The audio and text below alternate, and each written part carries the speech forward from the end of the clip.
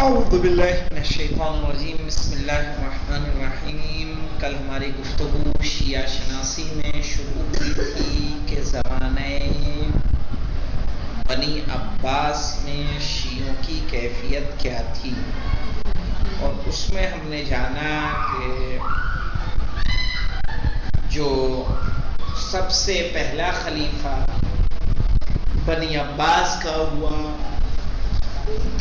وہ تھا ابو العباس صفاح.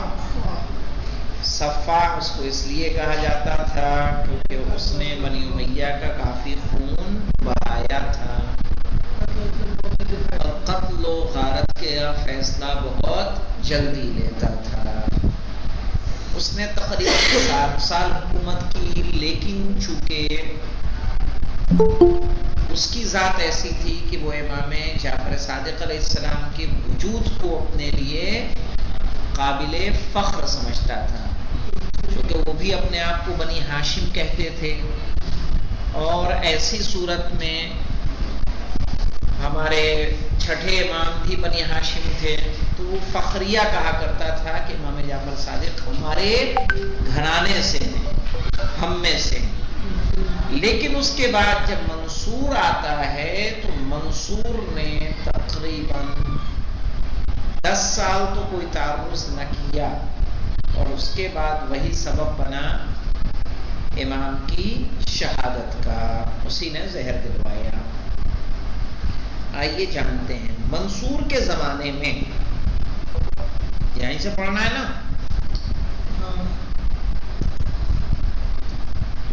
کہہ رہے منصور کے زمانے میں عبداللہ ابن حسن کے فرزندوں میں محمد اور ابراہیم نے اس کی ظالمانہ حکومت کے خلاف قیام کیا. منصور کے زمانے میں عبداللہ ابن الحسن کے فرزندوں میں سے، یعنی امام حسن مجتبی کے بیٹے ہیں عبداللہ، ان کے فرزندوں میں سے محمد و ابراہیم نے، جو کوئی نہیں ہے فضل صاحب، تو کہا محمد و ابراہیم نے اس کی ظالمانہ حکومت کے خلاف، کس کی؟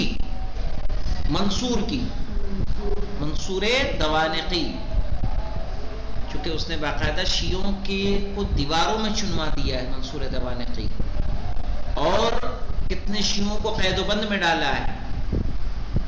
جو عمل کیا جاتا ہے عمل ام داؤد، تو جناب داؤد کو بھی کس نے گرفتار کیا تھا؟ منصور نے گرفتار کیا تھا. منصور کی قید میں تھے وہ، کہ ان کی جب امام جعفر صادق علیہ السلام مدینے جاتے ہیں، اور مدینے جاتے ہیں تو جناب داؤد کی ماں آپ کے پاس آتی ہیں، صحیح ہے، تو پوچھا کہ داؤد کیسا ہے، چونکہ ان کی کچھ قرابت بھی تھی رضاعت کے حوالے سے یا کسی سے، مجھے ابھی صحیح سے یاد نہیں ہے، ہمارے چھٹے امام امام جعفر صادق علیہ السلام. تو ایسی صورت میں انہوں نے بتایا کہ ایسے ایسے داؤد ابھی قید میں ہیں، سختیوں میں ہیں، میں اتنی کوشش کر چکی ہوں، نہیں آزاد ہوئے. تب امام نے وہ عمل بتایا ہے جو عمل کیا جاتا ہے، عمل ام داؤد، وہ منصور دوانقی کے دور کا ہے. یعنی اکثر شیعہ قید و بند کی زندگی گزار رہے تھے. تو کہا محمد و ابراہیم نے اس کی ظالمانہ حکومت کے خلاف قیام کیا، لیکن ایثار و شجاعت سے لبریز زبردست جنگ کے بعد منصور کے عمال کے ہاتھوں شہید ہوئے. لیکن ایثار و شجاعت سے لبریز، لبریز تو سمجھ میں آتا ہے نا، یعنی شجاعت سے بھرا ہوا. زبردست جنگ کے بعد منصور کے عمال کے ہاتھوں شہید ہوئے. 3 نمبر کا حاشیہ ہے تاریخ ابن اسیر جلد 3 صفحہ 563 اور صفحہ 590. کہہ رہے منصور امام جعفر صادق علیہ السلام کی بھی شدید نگرانی کرتا تھا، اور تھوڑے تھوڑے وقفے کے بعد دربار میں طلب کرتا تھا. سمجھ رہے ہیں؟ نگرانی کے ساتھ ساتھ کچھ وقت کے بعد امام جعفر صادق علیہ السلام کو بھی دربار میں وہ بلاتا تھا اور قتل کا ارادہ کرتا تھا. لیکن ہر مرتبہ خدا کی عنایت خاص کے باعث معجزاتی طور پر امام منصور کے شر سے نجات حاصل کر لیتے. آخر کار منصور نے زہر کے ذریعے آپ کو شہید کر دیا. یعنی کسے؟ ہمارے چھٹے امام امام جعفر صادق علیہ السلام کو. آپ کی شہادت کب واقع ہوئی ہے؟ 28 صفر سن 148 ہجری. 28 صفر سن 148 ہجری.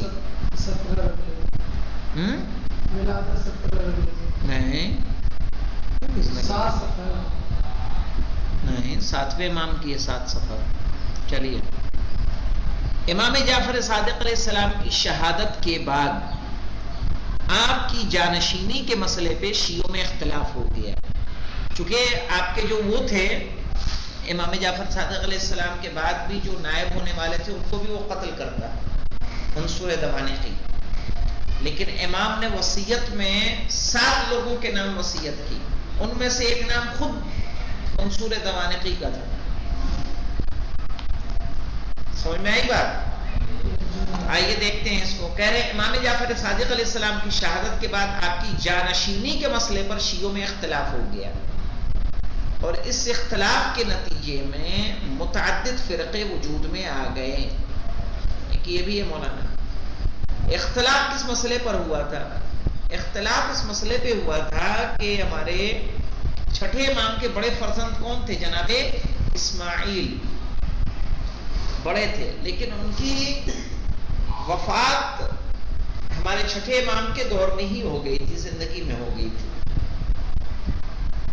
امام نے 7ویں امام کو بنایا، امام موسیٰ کاظم علیہ السلام کو بنایا. لیکن چونکہ یہ سلسلہ چلا آ رہا تھا کہ اب سے بڑی اولاد ہی کیا ہوتی تھی؟ امام ہوتی تھی، ہے نا؟ جو بڑا بیٹا ہوتا تھا وہ امام ہوتا تھا. تو کچھ لوگ اس بات پہ اڑ گئے کہ نہیں، امامت ان پہ نہیں آئے گی بلکہ کس پہ رہے گی؟ جناب اسماعیل پر. اور وہیں سے اسماعیلیہ مذہب آج تک چلا آ رہا ہے. جو گورے ہیں حضرات ہیں یہ کس کو؟ 7ویں امام کو نہیں مانتے، چھٹے امام کو وہ مانتے. کہہ رہے ہیں متعدد فرقے وجود میں آ گئے، جن میں سے ایک اسماعیلیہ فرقہ بھی تھا. 1 نمبر کے حاشیے پہ آئیے. کہہ رہے ہیں امام جعفر صادق علیہ السلام کی شہادت کے بعد اسماعیلیہ اور دیگر فرقوں کے وجود میں آنے سے متعلق تفصیلات کے لیے فرق و مذاہب کلامی صفحہ 65 سے 70 اور فرق الشیعہ صفحہ 78 یا 89 ملاحظہ فرمائیں. کہہ رہے ہیں لیکن اثنا عشری شیعوں نے عقلی دلائل اور روایات کی بنا پر امام موسیٰ کاظم علیہ السلام کی امامت کو تسلیم کیا. اس سلسلے میں شیخ مفید علیہ الرحمہ تحریر فرماتے ہیں کہ ابو عبداللہ کے بعد، ابو عبداللہ سے یہاں مراد کون ہے؟ ہمارے چھٹے امام امام جعفر صادق علیہ السلام کی کنیت بھی کیا ہے؟ ابو عبداللہ. ابو عبداللہ کے بعد آپ کے فرزند عبد صالح. عبد صالح کس کا لقب ہے؟ ہمارے 7ویں امام امام موسیٰ کاظم علیہ السلام کا عبد صالح آپ کو کہا جاتا ہے. اور اس کا سبب وہ واقعہ ہے کہ جب آپ قید میں تھے اور منصور ہارون نے ایک کنیز بھیجی تھی قید خانے میں، لیکن امام نے اس کی طرف کوئی توجہ نہیں دی، اور بعد میں وہ بھی تبدیل ہوئی اور وہ بھی سجدے میں رہنے لگی، ہے نا؟ جس مقصد کے لیے بھیجا گیا تھا، ہارون یہ چاہتا تھا کہ امام اس کے ساتھ کوئی ایسی حرکت کرے جس کی وجہ سے وہ امام کو بدنام کرے اور اسی بہانے سے امام کو قتل کر دے. تبھی سے امام کو کیا کہا جانے لگا؟ عبد صالح. کہ آپ کے فرزند عبد صالح ابو الحسن آپ کی کنیت ہے ہمارے 7ویں امام کی. موسیٰ بن جعفر تھے، کیونکہ آپ کی ذات میں امامت کے لیے لازمی فضائل و کمالات بھی اور آپ کے پدر بزرگوار نے آپ ہی کو امام معین فرمایا تھا۔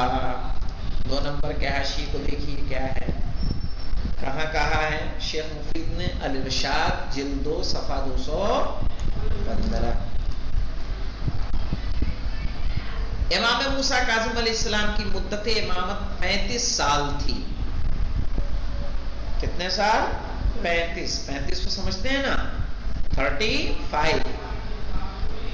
148 تا 183۔ کہاں سے؟ شہادت امام جعفر صادق علیہ السلام 148 میں ہے، تو 148 سے 183 تک اس دوران آپ کا سابقہ 4 عباسی خلفاء، کون کون؟ منصور دوانقی، مہدی عباسی، ہادی عباسی، ہارون رشید سے رہا۔ اور ہارون رشید وہ خلیفہ ہے عباسیوں کا کہ جس نے ہمارے 7ویں امام موسیٰ کاظم علیہ السلام کو کیا کیا ہے؟ زہر دیا تھا۔ علویوں پر ظلم و تشدد کے بارے میں ان خلفاء کی روش بھی منصور کی مانند تھی۔ سمجھ گئے؟ علویوں پر ظلم و تشدد کے بارے میں ان خلفاء کی روش بھی منصور کی مانند تھی۔ سوچئے یہ عباسیوں نے خلافت کس کے نام پہ حاصل کی؟ اہل بیت کے خون کا انتقام لینے، ان پہ جو ظلم ہوا اس ظلم کا انتقام لینے، اور بعد میں یہی لوگ کیا کرنے لگے؟ ظلم کرنے لگے۔ یعنی منصور نے ہمارے چھٹے امام کے گھر میں آگ تک لگائی ہے، چھاپے مارے ہیں، قید کیا ہے۔ تو علویوں کو ظلم و تشدد کے بارے میں ان خلفاء کی روش بھی منصور کی مانند تھی۔ عباسی حکام کے خوف و ہراس کے باعث ماحول میں ایسی گھٹن تھی کہ شیعہ امام موسیٰ کاظم علیہ السلام کی یہ احادیث نقل کرتے ہوئے آپ کا اسم گرامی کم ہی زبان پر لاتے تھے۔ یعنی حدیث ہے امام کی، لیکن امام کے نام سے وہ بیان نہیں ہو رہی ہے تاکہ امام کی جان کو کوئی خطرہ لاحق نہ ہو۔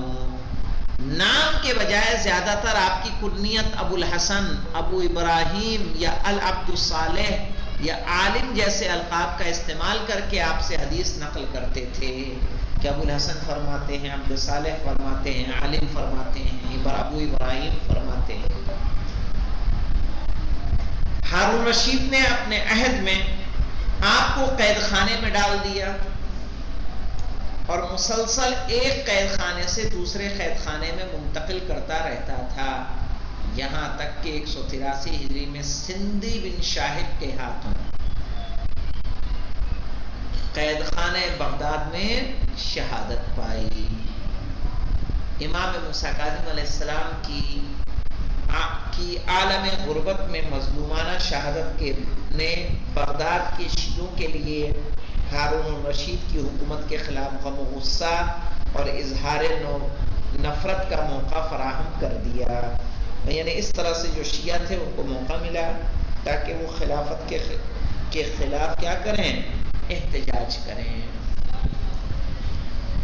اگرچہ امام موسیٰ کاظم علیہ السلام کے عہد میں عباسی حکمراں اپنے مخالفین خصوصاً علویوں کے ساتھ ظلم و تشدد اور جبر و استبداد کا رویہ رکھتے تھے، اس کے باوجود مختلف دینی فرقوں اور مذاہب نیز گوناگون فکری و عقائدی رجحانات کے باعث فکری اور ثقافتی سرگرمیوں اور تحریکوں کو مکمل طور پر کنٹرول نہیں کر سکتی تھی اور نہ ہی اپنی مرضی کے مطابق سینسر کر سکتی تھی۔ سینسر جانتے ہیں کس کو کہتے ہیں؟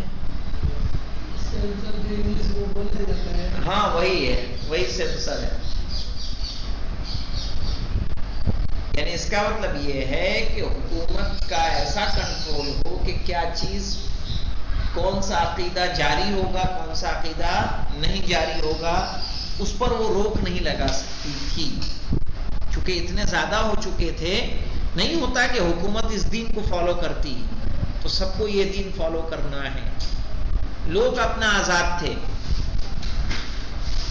پھر سے دیکھیے مولانا کہہ رہے ہیں کہ اگرچہ امام موسیٰ کاظم علیہ السلام کے عہد میں عباسی حکمراں اپنے مخالفین خصوصاً علویوں کے ساتھ ظلم و تشدد، جبر و استبداد کا رویہ رکھتے تھے، اس کے باوجود مختلف دینی فرقوں اور مذاہب نیز گوناگوں فکری اور عقائدی رجحانات کے باعث حکومت فکری اور ثقافتی سرگرمیوں اور تحریکوں کو مکمل طور پر کنٹرول نہیں کر سکتی تھی اور نہ ہی اپنی مرضی کے مطابق سینسر کر سکتی تھی، اس لیے کہ امام موسیٰ کاظم علیہ السلام تمام تر مشکلات کے باوجود امام محمد باقر اور جعفر صادق علیہ السلام کے ہاتھوں آغاز ہونے اور ارتقائی منزل طے کرنے والی فکری اور ثقافتی تحریک کو جاری رکھنے میں کامیاب رہے ہیں۔ آپ نے عظیم المرتبہ شاگردوں کی تربیت کی، بہت سے راویوں نے آپ سے کثیر روایات نقل کی۔ شیخ طوسی علیہ الرحمہ نے اپنی کتاب رجال میں امام موسیٰ کاظم علیہ السلام سے روایات نقل کرنے والے راویوں کا تذکرہ کیا ہے۔ صحیح ہے کہ کون کون سے راویوں نے ہمارے ساتویں امام موسیٰ کاظم علیہ السلام سے روایتیں نقل کی ہیں۔ شیخ طوسی کے قول کے مطابق ان راویوں کی تعداد 262 تھی، 262، جنہوں نے ہمارے ساتویں امام سے روایت کی ہے، لیکن بعض مصنفین کی تحقیقات کے مطابق آپ سے روایت کرنے والوں کی تعداد اس سے زیادہ ہے، اور اس تحقیق کے مطابق امام موسیٰ کاظم علیہ السلام سے احادیث نقل کرنے والوں کی تعداد 683 ہے، 683، 638 ہے، 638 ہے، یعنی 638۔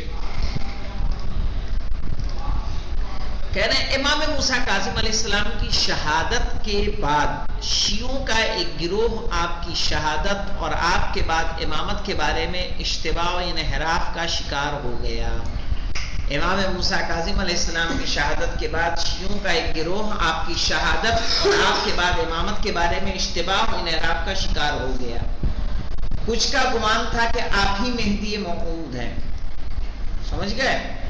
کچھ لوگ یہی سمجھ رہے تھے کہ مہدی موعود یہی ہیں۔ بعض نے آپ کی موت اور شہادت کا ہی انکار کر دیا، کچھ نے کہا نہیں امام مرے ہی نہیں، اور کچھ نے شہادت کا اعتراف تو کیا لیکن اس بات کے معتقد ہو گئے کہ آپ دوبارہ تشریف لائیں گے اور دنیا کو مکمل طریقے سے عدل و انصاف سے بھر دیں گے، اور اس گروہ کو واقفیہ کہا جاتا ہے۔ صحیح ہے، واقفیہ، یعنی یہیں پہ اب کیا ہو گیا، ان کا سلسلہ امامت رک گیا، موقوف ہو گیا۔ یعنی کیا ہوا، ہمارے ساتویں امام کو ہی کچھ لوگ کیا ماننے لگے، مہدی موعود، کہ یہی مہدی۔ کچھ نے کہا نہیں یہ مرے ہی نہیں، کچھ نے کہا مرے ہیں لیکن پھر یہ واپس آئیں گے اور دنیا کو عدل و انصاف سے بھر دیں گے۔ اور اس گروہ کو کیا کہا جانے لگا، واقفیہ کہا جاتا ہے، یعنی امام موسیٰ کاظم علیہ السلام کی امامت کے باب میں توقف کرنے والے۔ توقف تو جانتے ہیں نا، رک جانا۔ یہ لوگ آپ کے بعد آپ کی نسل میں سلسلہ امامت جاری رہنے کے قائل نہیں تھے، لیکن شیعوں کی اکثریت امام علی بن موسیٰ الرضا کی امامت کی قائل ہوئی اور انہیں قطعیہ کہا جانے لگا، یعنی وہ لوگ جو امام علی رضا کی امامت کا قطعی یقین رکھتے تھے، اسی لیے ان کو کیا کہا جانے لگا، قطعیہ۔ کہہ رہے ہیں امام موسیٰ کاظم علیہ السلام کی شہادت سے امام علی رضا علیہ السلام کی امامت کا آغاز ہوا اور 203 میں آپ کی شہادت تک یہ سلسلہ جاری رہا، یعنی 183 میں شہادت واقع ہو رہی ہے ہمارے امام موسیٰ کاظم علیہ السلام کی، اور 203 ہجری میں شہادت ہے ہمارے امام علی رضا علیہ السلام کی۔ آپ کی مدت امامت 20 سال تھی۔ آپ کے دور میں ہارون رشید، محمد امین اور عبداللہ مامون عباسی خلفاء ہوئے۔ صحیح ہے. آپ کی مدت امامت میں آپ کی مدت امامت 20 سال تھی. آپ کے دور میں ہارون الرشید، یہ کس کے دور کی بات ہو رہی؟ امام علی رضا علیہ السلام کی، کہ 20 سال آپ نے امامت کی ہے، اور آپ کے دور میں ہارون الرشید اور اس کے بعد محمد امین. صحیح ہے. یہ محمد امین سمجھ رہا کون ہے؟ مامون کا بھائی. اور اس کے بعد عبداللہ مامون عباسی خلفاء ہوئے، اور اسی مامون نے کیا کیا تھا؟ ہمارے 8ویں امام علی رضا علیہ السلام کو زہر دغا سے شہید کیا تھا. کہنے امام رضا علیہ السلام کے دور امامت خصوصاً مامون الرشید کے عہد خلافت میں عالم اسلام کے اندر ایسی تبدیلیاں رونما ہوئیں جنہوں نے شیعت کی تاریخ کو کافی حد تک متاثر کیا. اس دوران ایک جانب تو منطق، فلسفہ، نجوم، طب اور دیگر علمی شعبوں میں یونانی اور غیر یونانی کتب کا عربی زبان میں ترجمہ ہوا، جس سے اسلامی دنیا کے سماجی اور ثقافتی فضا متاثر ہوئے بغیر نہ رہ سکی، اور علمی اور مذہبی بحث و گفتگو اور مناظرے کے مواقع پیدا ہوئے. ظاہر سی بات ہے کہ ایسے حالات میں ظالم و جابر حکومتیں بھی معاشرے پر زیادہ دباؤ یا سختی کا مظاہرہ نہیں کر سکتی تھیں. غیر اسلامی کتب کا عربی زبان میں ترجمہ یہاں سے انشاءاللہ ہم لوگ کل پڑھیں گے. والحمدللہ رب العالمین.